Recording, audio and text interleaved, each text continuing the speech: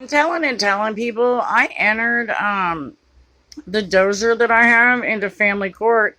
I also called treason on January 3rd, 2020 in Mark Herman's courtroom in open court. As well, I entered a statement in the landlord tenant dispute that I had with Angie Stone, which should have trickled over to the one that they have now, where they illegally put me out of my home. We're still waiting for the quarantine to end so that we can leave from a home that I paid for. My trailer sits on someone else's property, and the man bought the property knowing that I had the writing all over the trailer and that I'm a civil rights activist. He wrongfully and illegally put me out anyway. Anyway, in that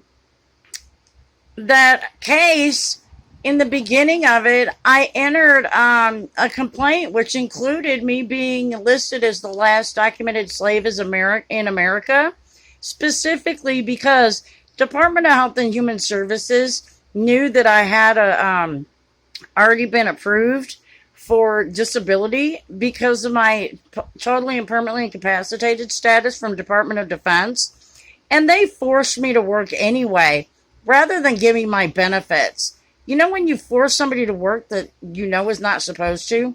That's called slavery. Especially when you turn around and put somebody in their home and try to force them to be with somebody that's already married to somebody that they know about and that they're related to. That doesn't just turn it into slavery. It makes it kidnapping too. So these guys knew that I was married, and they knew that I was totally, completely disabled, and forced me to work for the state as a home health care provider. That's called slavery. And until these people stop, they've now kidnapped my kid. And until they stop, we're still enslaved.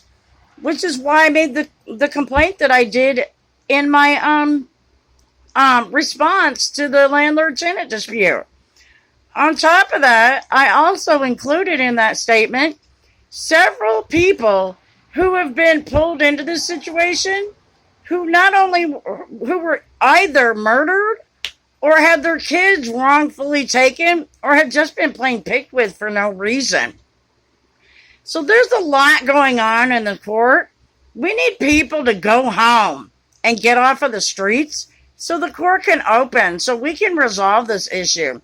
I laid out a plan that's superb throughout the court system just to make sure that this made it through the system so that we can have real change. But we can't have that until people start going home and stop protesting.